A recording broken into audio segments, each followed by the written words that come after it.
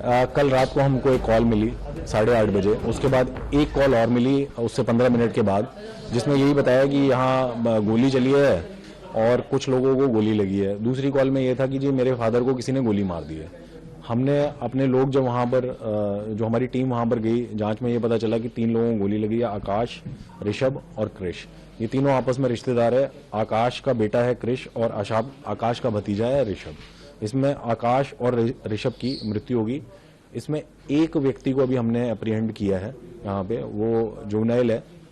तो अभी इतना ही मामला है, उसके आगे की जांच चल रही है। सर, ये जो जुवेनाइल है ये आकाश और इनकी फैमिली का क्या लगता है और इसने क्या बताया, आखिर क्यों जो है हत्याकांड को अंजाम दिया? ये इनकी ऐसी डायरेक्ट कोई रिश्तेदारी नहीं है। इसमें जो लड़का है जुवेनाइल, इनकी दूर की रिश्तेदारी में है और ये खुद इनको चाचा चाचा बोलता था। हालांकि इनकी बातचीत सब बंद थी, ये मिलते भी नहीं थे आपस में।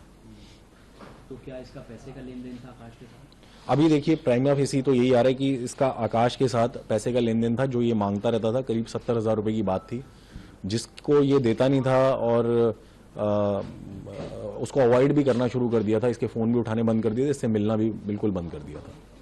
तो क्या हम कह सकते हैं कि इस पूरे हत्याकांड का मास्टरमाइंड नाबालिग है? डेफिनेटली इस पूरे हत्याकांड का मास्टरमाइंड ये नाबालिग लड़का ही है। इसकी पहले की भी क्रिमिनल इन्वॉल्वमेंट है एक हमारे पास, अटेम्प्ट टू मर्डर की।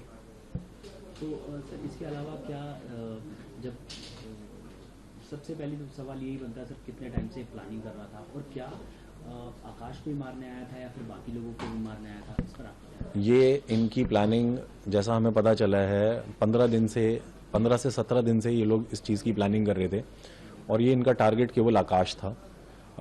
ऋषभ जिसकी मृत्यु होगी, बड़ा दुखद है। उसने जब देखा कि उसके चाचा के ऊपर इस तरीके से हमला हुआ या हमला करके कोई भाग रहा, तो वो पीछे भागा हमलावर के। तब उस दौरान उसके भी एक गोली लगी। सर, सीक्वेंस ऑफ इंसिडेंट क्या था? कहाँ से ये दोनों आए, क्या इकट्ठा आए, क्या स्कूटी पे बिठा के लाया था ये नाबालिग शूटर को, और आने के बाद फायरिंग करी, किसके ऊपर करी और क्या सीक्वेंस ऑफ इंसिडेंट क्या रहा? सीक्वेंस ऑफ इंसिडेंट ये है कि गली नंबर 1 बिहारी कॉलोनी में ये घर है, जो मृतक है उसका घर है। ये लोग बाहर अपना दिवाली का जो भी है, पटाखे वटाखे जलाना, दिए जलाना, मोमबत्ती जलाना, वो काम कर रहे थे।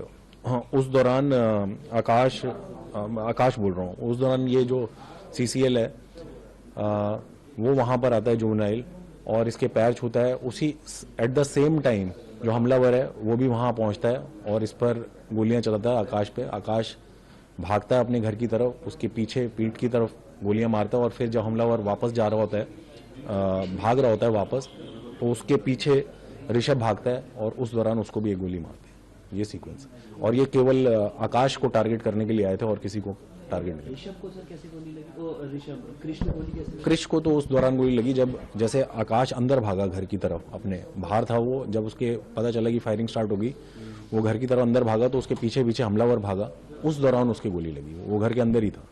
ये सर जो पकड़ा गया है ना, इसके ऊपर सर पुराने मुकदमे दर्ज हैं? नाबालिग के ऊपर एक पुराना मुकदमा है अटेम्प्ट टू मर्डर का, जिसने तो इसने बताया कि शूटर कहाँ से आया, किया और कितने पैसे दिए थे किलिंग के लिए।